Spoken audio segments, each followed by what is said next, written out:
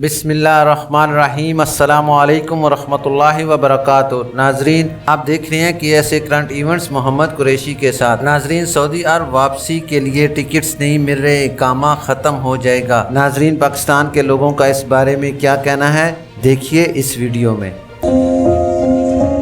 हमारे इकामे हमारी re entry 30 को ख़त्म हो रही, 30 लास्ट डेट सऊदी गवर्नमेंट ने दी है। यही टिकट जो PIA का है, ये पहले $200 चार्ज करते थे रिफंड का, अभी $400 चार्ज कर रहे हैं। सऊदी एयरलाइन जो कि हमारी एयरलाइन नहीं है, वो फ्री में करके दे रही है। ये हमारी कौमी एयरलाइन है। क्या हम इसलिए PIA का टिकट लेते हैं?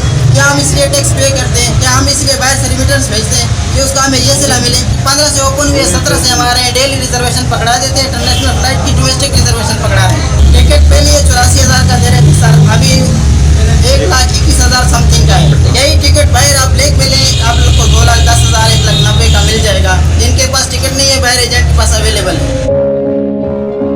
इमरान खान ने कहा था 1,21,000 का टिकट देंगे, उन्हें नोटिस लगाया, हमें तो कोई टिकट नहीं मिल रहा है यहाँ पे, कहाँ से टिकट देंगे?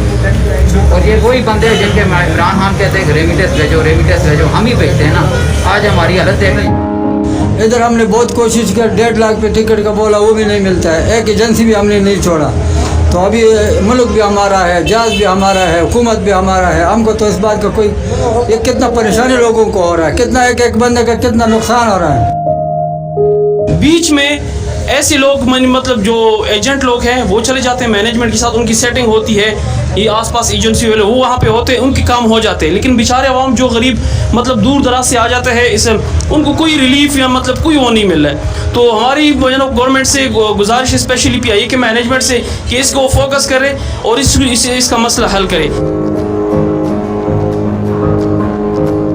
नाजरीन, इस वीडियो को लाइक करें, शेयर करें और बेल नोटिफिकेशन को ओपन कर लें ताकि हर नई आने वाली खबर आप तक बर वक्त पहुँच सके। अपना ख्याल रखिए और दूसरों का भी। अल्लाह हाफिज़।